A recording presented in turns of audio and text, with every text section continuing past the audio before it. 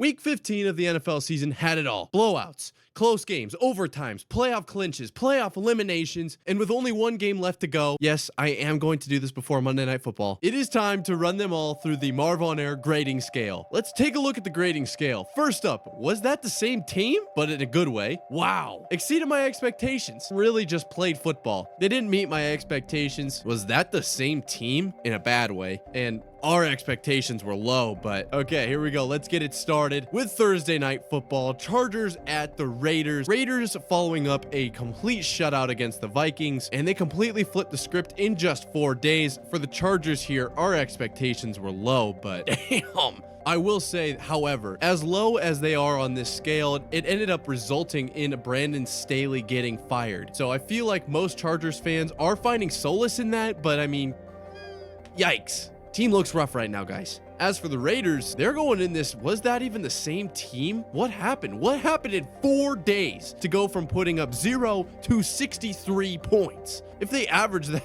out, imagine you just put that across the 2 weeks, right? And with that being said, we're going to move to our Saturday slate of games. NFL covered 3 games on our special Saturday. 1 year ago, that same Saturday brought us the biggest comeback in NFL regular season history, and we're going to kick it off with that team who made the comeback, the Vikings. Now, this game was theirs to win. It really was, and after last week, they at least scored more points. I feel like these guys played football. 24-27, yeah, they've put up a fair amount of points. Nick Mullins, can play football. That's how I feel this team is right now. They're capable of playing football. But Jake Browning and the Bengals, they look really good and they keep exceeding expectations. And last week I said I think this is the last week of me putting them in this exceeded expectations category, but they made the comeback win. They didn't look that good early, and here they are sitting at 8-6 without Joe Burrow, looking for that playoff spot. I got to give the Bengals their credit. They exceeded my expectations yet again. Next up, Steelers Colts. Colts come away with this one 30-13, but early in the game they were actually down by 13. So what does that mean? 30-0 run for the Colts. The Steelers are an impossible team to rank right here because I don't feel like losing to the Colts dictates them being in the lowest of the low. But also to say, was that the same team? Yes, this was the same team as the last few weeks. That's where I'm going to put them simply because of early in the season, them looking quite solid. They dropped their last 4. They don't look that good. And Mike Tomlin realistically could be on his way out. I don't think he should be.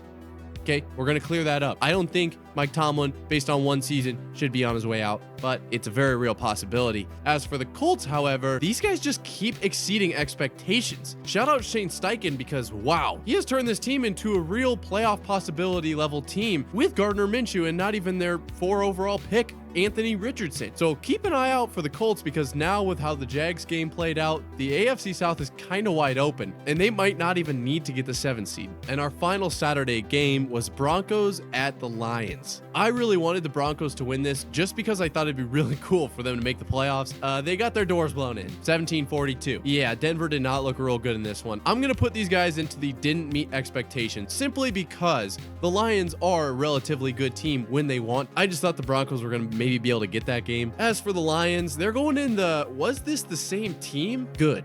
Because the Lions have had a rough couple weeks, and honestly, it's kind of nice to have them winning again, just because of so many years of losing in Detroit. Moving on to Sunday, our first game is Jets at Dolphins. Jets 30-0. I mean, my expectations were low, but so yeah, the Dolphins are really good at beating up on bad teams. Okay, the Dolphins played football. I don't think anybody thought they were going to lose this game. Obviously, the Dolphins were relatively injured, so you can keep an eye on that. If they were able to play that well with that many injuries, what does that mean looking forward? But I mean, it's against the Jets. Texans, Titans. So the Titans, by losing this game in overtime, 19-16, fall out of playoff contention. But I'm going to say they played football because, yes, the Texans were without CJ Stroud, Tank Dell, Nico Collins, the list goes on, but the Titans at least kept it close. I think the Titans have a bright future, but this is not a future predictions video. If you want to see one of those, comment it below and come back. But otherwise, as for this week, they just kind of played football. However, I think the Texans exceeded expectations. I thought with so many injuries, the Titans would be able to win, if not cover, and instead, here we are talking about the Texans still being in the playoff race, which at this point, it's a disappointment if they miss. Crazy to think about that after them going 2-3 in the draft last year. Moving forward, we have Baker baking out in Green Bay. Buccaneers end up winning this one by 2 touchdowns, 34-20, and Baker Mayfield, I believe, is the first quarterback ever, correct me if I'm wrong, to have a perfect passer rating in Lambeau. So the Buccaneers are exceeding expectations. My expectations for the Buccaneers are they're going to win the division, but a lot of people seem to think the Falcons or the Saints are going to do it. I just can't. Bro, how many times have I said this about the NFC South?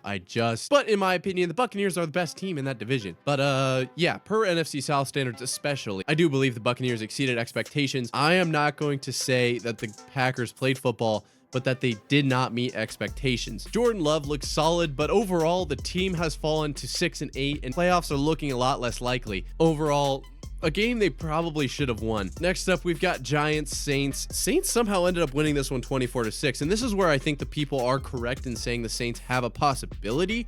But also, I mean, they were facing Gabagool himself, but still, it's the Giants, so winning 24-6 doesn't feel like a whole lot for me. The Giants, they just keep failing to meet expectations. Yes, the Giants were on a bit of a hot streak, so it makes sense that they didn't meet expectations in this game, especially against an NFC South opponent, but really their whole season has kind of felt like this, especially after winning a playoff game last year, and now they're 5-9. I mean, so these guys didn't meet expectations, and it's the Giants. I think the Saints just played football this week. They went out and they were able to get it done. Okay, here we go. Here we go again with the NFC South. Falcons 7, Panthers 9. Our expectations were low, but I mean, I feel like almost like this category was made for the Falcons and Panthers. Should they go in the wow? Or was that even the same team? Because it wasn't like they played that much better, but I mean, they gotta win. Wow. Holy crap. So shout out Panthers for that. Falcons, Artie Smith. I love the mustache. Don't think he'll be sticking around much longer. Bijan goes negative for fantasy points. In my opinion, one of the biggest busts in fantasy because he went like top 5 and he's played like every game. That's the problem, right? It's not like he got injured. That's just unlucky. That Falcons organization has a lot of cleaning up to do. I love you, Artie. I love the mustache, but it might be time. Bears, Browns. Okay, so Browns end up pulling this one out 20-17. Really close game. Ended up being a walk-off field goal. So the Bears, I'm going to say that they exceeded expectations. I did not expect them to be this close with the Browns, a team that I've held relatively high in regard. And during this game, they pulled up a graphic that talked about the last few games for the Browns. They've had so many close games that this is just how they play football. But I mean, if you're winning games, I mean, doesn't matter if you win by 70 or if you win by 1, right? Goes in the win column. I'm not going to say that the Browns didn't meet my expectations because apparently that's who they are. Now, Chiefs, Patriots. This one's tricky, and I'm going to start with the Patriots. Patriots fall 27-17 to the Chiefs. This game may have been a 10-point difference, but it did not feel that far out of reach for the Patriots. I have to put my thinking cap on for this one. I'm going to put the Patriots in the exceeded expectations category. This is a win-win for me. I saw some really good Patriots play. We lost. That's all I can ask for. Yeah, the Chiefs, this is where it's weird because what standard are we holding them to? Are we holding them to Patrick Mahomes, Travis Kelce, Super Bowl champions? Or are we holding them to this kadarius Toney likes to throw the game away for him? I think overall, I'm going to say they did not meet expectations just because after that win, if the Ravens were to fall to the Jags, they would have had the 1 seed, and a team that's in contention for the 1 seed cannot be treated as a team where it's surprising if they beat the Patriots. All right, next up, we've got 49ers, Cardinals.